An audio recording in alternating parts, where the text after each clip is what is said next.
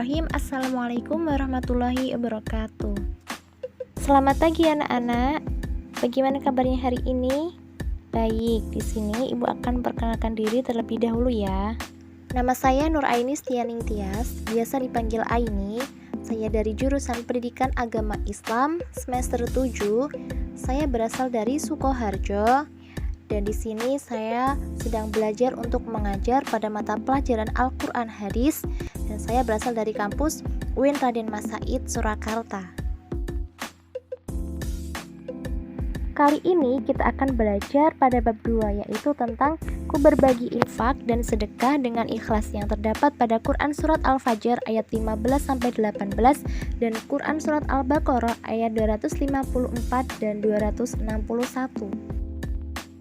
Pembahasan yang akan kita pelajari pada pagi hari ini yaitu tentang ayat, terjemahan, isi kandungan, intisari isi kandungan, dan fenomena sosial.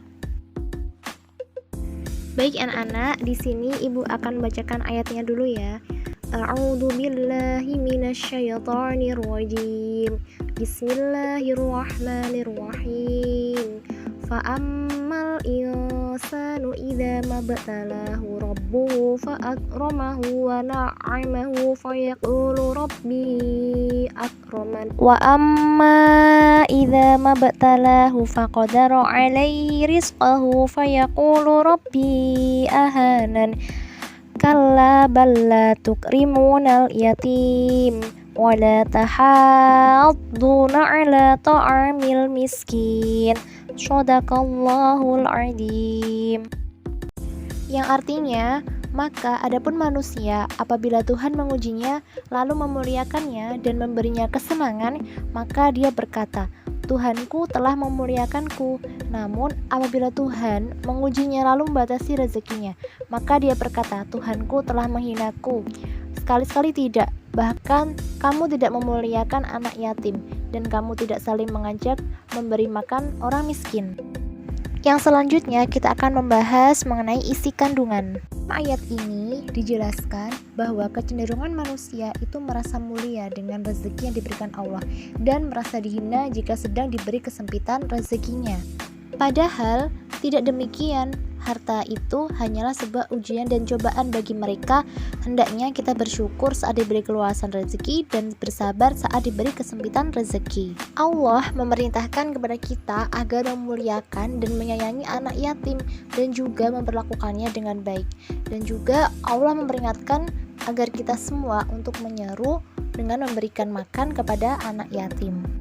Intisari kandungan dalam Quran Surat Al-Fajr ayat 15-18 yaitu hendaklah manusia tidak menyombongkan diri di hadapan Allah dalam setiap keadaan, sedang banyak ataupun kurang rezeki.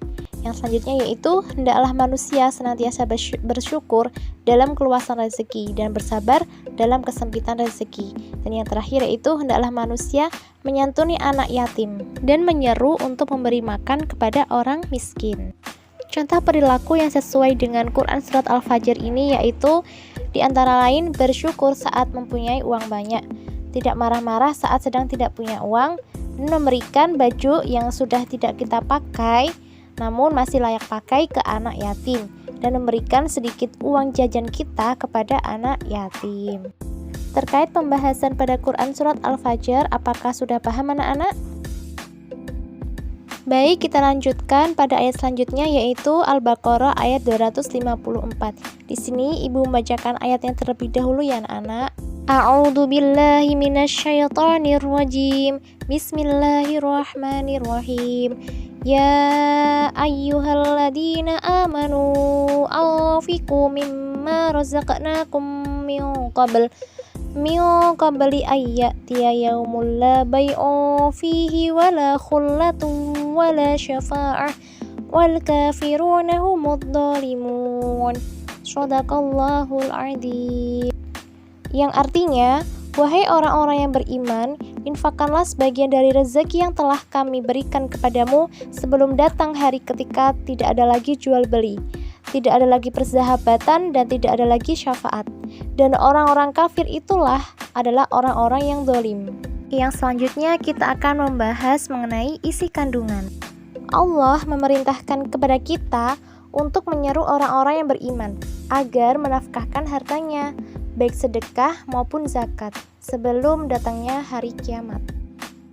Yang selanjutnya kita akan membahas mengenai intisari isi kandungan, yaitu hendaklah orang-orang yang beriman menginfakkan hartanya, baik sedekah maupun zakat.